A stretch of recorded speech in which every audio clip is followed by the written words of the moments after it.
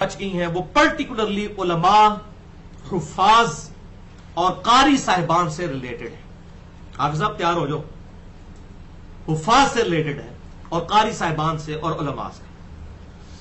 8ویں حدیث جامعہ ترمذی میں international number کے مطابق 2949، سنن نبی داؤد میں 1394.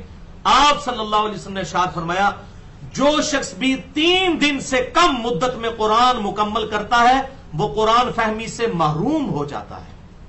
وہ تو یعلمون تعلمون ہی پڑھ رہا ہوگا. تو 3 دن سے کم میں قرآن ختم نہیں کر سکتے. کم از کم 3 دن میں قرآن مکمل کیا جائے. یہ کم از کم ہے. ویسے صحابہ کا عمل 7 دن تھا اور اسی پہ ہی وہ 7 منزلیں بنی ہوئی ہیں قرآن کی. اور بہت اگر مطلب آہستہ پڑھنا ہے تو 30 دن میں. اس لیے بعد میں پاروں کی ڈویژن تابعین کے دور میں کی گئی کہ جس نے مہینے میں ایک قرآن مکمل کرنا ہے تو وہ 30 پارے اس اعتبار سے انہوں نے ڈویژن کر لی. تو یہ کوئی ایسا مسئلہ نہیں ہے. 7 دن میں بھی 30 دن میں بھی ہو سکتی ہے. بہرحال یہ جو عوام میں جھوٹ مشہور ہے جی، وہ امام حنیفہ رحمۃ اللہ علیہ رمضان میں 61 قرآن پڑھتے تھے. دیکھو کہتے ہیں جی 61 قرآن پڑھتے تھے. وہ 61 کہتے ہیں جی ایک صبح پڑھتے تھے، ایک رات کو، اور ایک تراویح میں مکمل کرتے تھے.